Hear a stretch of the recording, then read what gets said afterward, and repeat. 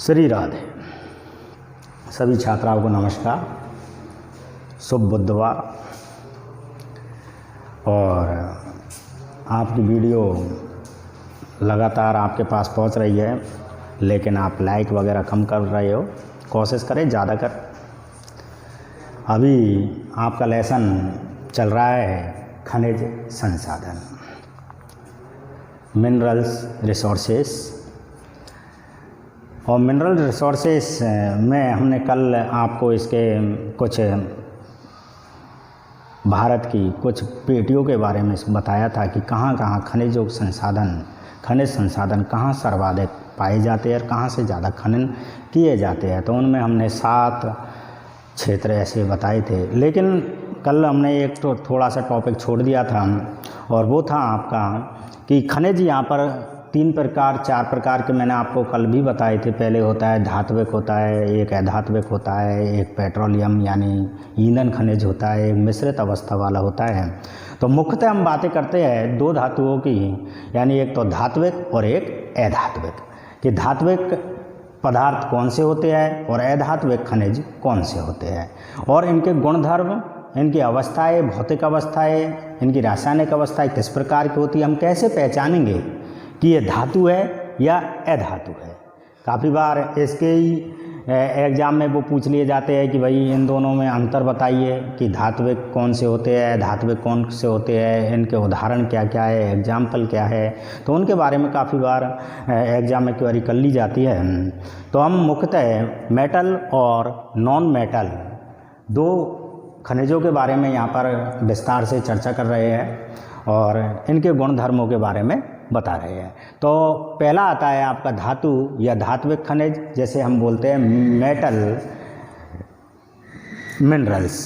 और इनके जो फिजिकल गुणधर्म होते हैं वो आपका पहला, यदि आपको धातु पहचाननी है तो पहली बात होती है धातु जो होगी वो चमकदार होती है, यानी उनमें चमक होती है। चाहे वो किसी भी प्रकार की चमक हो, एक अपने आप को आकर्षित करने वाली एक चमक होती है। चाहे वो सोना आप ले सकते हैं, चांदी ले सकते हैं, तांबा ले सकते हैं, जस्ता ले सकते हैं, शीशा ले सकते हैं, उसकी एक खुद की एक चमक होती है।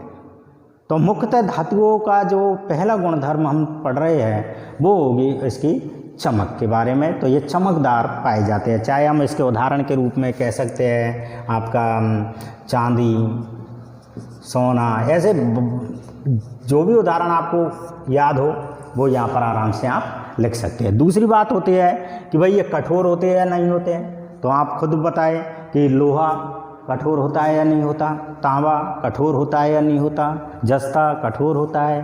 तो ज़्यादातर जितने भी पदार्थ हम देखते हैं उनका गुणधर्म में ये भी है कि वो कठोर होते हैं। हाँ, काफ़ी बार अब्बाद स्वरूप बहुत से पदार्थ ऐसे होते हैं जो बीच में आकर और अब्बाद रूप ले लेते हैं। अब इनमें अब्बाद रूप में हमने लिया है lithium, sodium, potassium. Lithium, sodium और पोटेशियम, ये 3 पदार्थ ऐसे हैं जो कठोर नहीं होते हैं और है धातु। सोडियम, पोटेशियम, लिथियम 3 पदार्थ ऐसे हैं जो है तो धातु लेकिन कठोर नहीं है। यानी कैसे है, मुलायम है, आराम से इनको तोड़ा जा सकता है, हाथ से भी किसी भी प्रकार से इसको तोड़ा जा सकता है, ये मुलायम होते हैं। तीसरी बात होती है आपकी कि ये ठोस होते या नहीं होते। तो पहली बात तो ये है कि जो कठोर होंगे तो ठोस भी होंगे।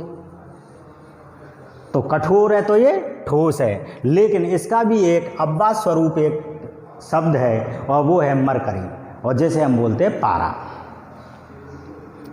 पारा कैसी अवस्था में पाया जाता है? ठोस अवस्था में नहीं पाया जाता। ये कैसी अवस्था में पाया जाता है? लिक्विड अवस्था में, मतलब द्रव अवस्था में ये पाया जाता है। तीसरी बात करते हैं कि ये विद्युत इनमें प्रवाहित हो सकती है या नहीं हो सकती है। आप कहीं करंट आ रहा है और उस जगह आप लोहे की एक छड़ी लगाओ तो आप में करंट आएगा या नहीं आएगा? आएगा। धातु विद्युत के चालक होते हैं, मतलब इनमें विद्युत आराम से प्रवाहित की जा सकती है। आराम से प्रवाहित होती है। हमारे पंखे है या किसी और बिजली के तार जो होते हैं वो किसी जस्ते के या तांबे के बनाए हुए होते हैं या एल्युमिनियम के बने हुए होते हैं या फिर चांदी के बने हुए होते हैं या लोहे के बने हुए होते हैं। चांदी का तो हम इसलिए उपयोग नहीं करते हैं कि महंगी होती है। अभी पंखे में हमने चांदी लगा दी, तारों में चांदी लगा दी, पता लगे दूसरे दिन हमारे घर में एक चोर आया और पंखे और डोरियों को खुसका के ले गया। क्यों? क्योंकि वो महंगी है, इसीलिए इसका तांबे का या इसका उपयोग किया जाता है क्योंकि कम होती है। लेकिन यदि पूछा जाए कि विद्युत का सबसे अच्छा चालक या स्वचालक कौन सा पदार्थ होता है तो वो होता है चांदी। दुनिया का सबसे अच्छा विद्युत का चालक या स्वचालक जो चीज़ होती है वो होती है चांदी। लेकिन चांदी महंगी होने की वजह से लोग बाग इसको नहीं लगाते क्योंकि लोग बहुत से ऐसी जगह है वहाँ चोर और चक्के बहुत ज़्यादा रहते हैं और वो उनको आपके घरों में से ले जा सकते हैं। अगला है कि इसका गलनांक, कि हम इसको यदि भट्टी में डालें तो इसका गलनांक कम होगा या ज़्यादा होगा, थोड़ी देर में गल जाएगा या नहीं गलेगा। तो गलनांक इसका उच्च होता है धातुओं का।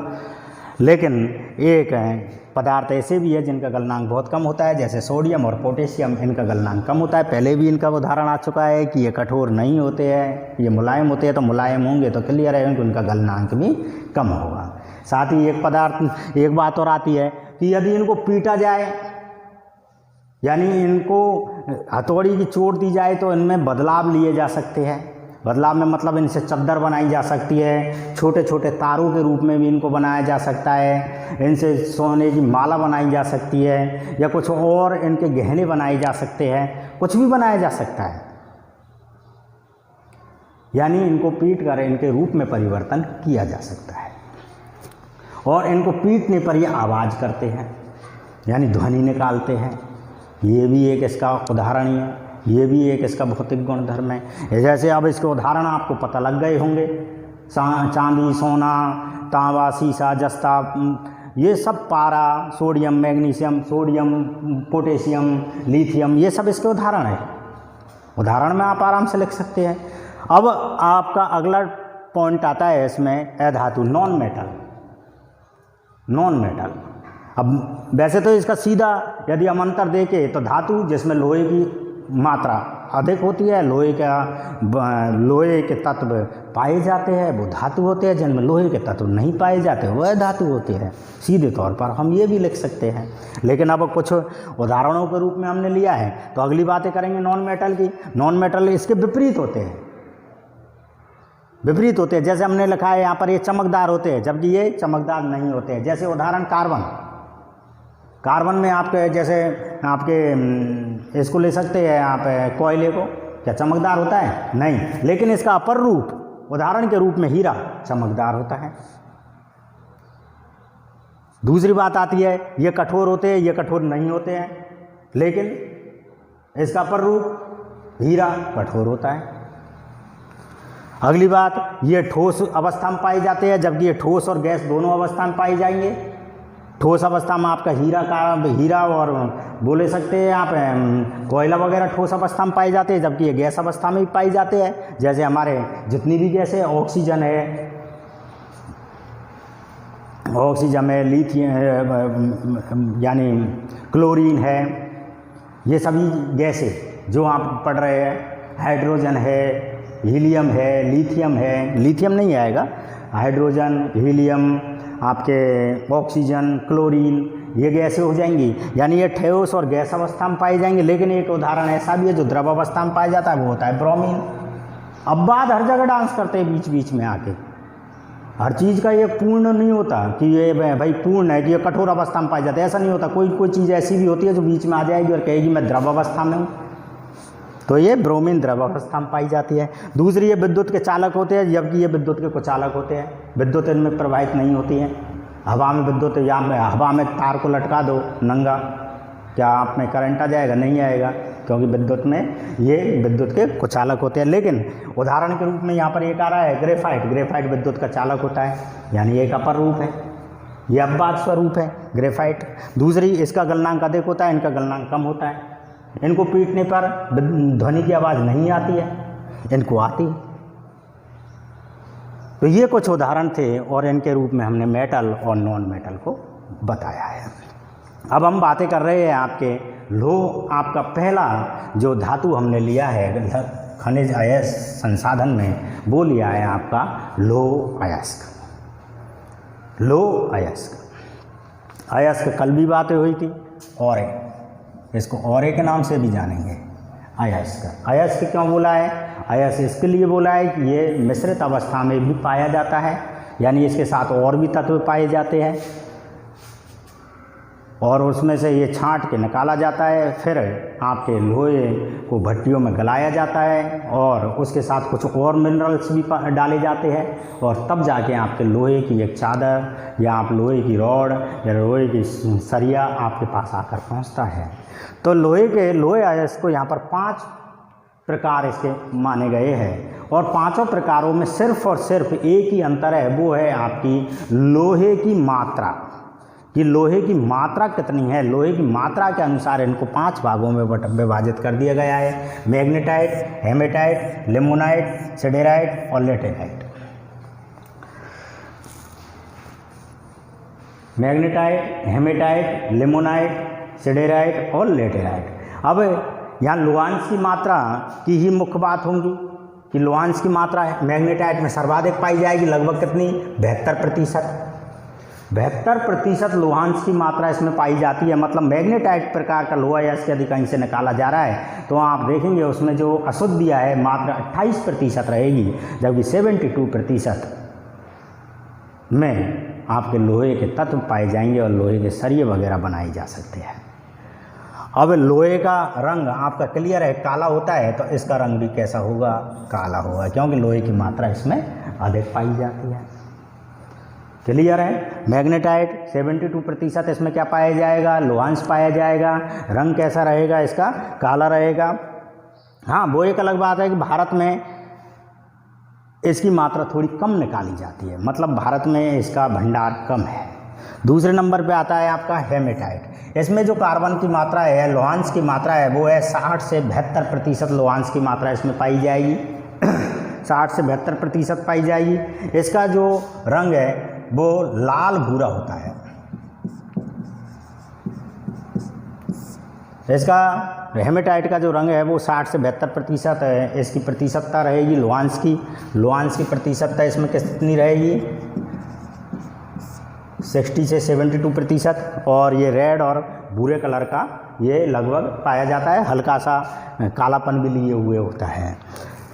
अगला है आपका लिमोनाइट। इसमें जो लोहांश की मात्रा है वो आपकी 40 से 60% पाई जाती है। हाँ, यदि भारत में इसके भंडार की बातें करें तो सर्वाधिक भंडार भारत में हेमेटाइट के ही पाए जाते हैं। यानी भारत में ऐसी कोई बात नहीं है, बहुत अच्छी मात्रा में इसका वो लिया गया है। लिमोनाइट जो 40 से 60% लोहांश की मात्रा रहेगी, सिडेराइट में 40 से 50% रहेगी और लेटेराइट में 40% से भी कम रहेगी। तो ये 5 प्रकार इसके लिए गए हैं, मैग्नेटाइट, हेमेटाइट, लिमोनाइट, सिडेराइट और लेटेराइट। इसमें मैग्नेटाइट में 72%, हेमेटाइट में 60 से 72, लिमोनाइट में 40 से 60, सिडेराइट में 40 से 50 और लेटेराइट में 40% की मात्रा लोहांश की पाई जाती है। जबकि सर्वाधिक मात्रा में भारत में हेमेटाइट प्रकार के लोह अयस्क निकाले जाते हैं। तो इस प्रकार से हमने आज इनके बारे में चर्चा की है। कल हम लोह अयस्क के क्षेत्रों के बारे में और इसके वितरण के बारे में पढ़ेंगे कि कौन कौन से राज्यों में और कौन कौन सी जगहों से ये निकाले जाते हैं। जय हिंद।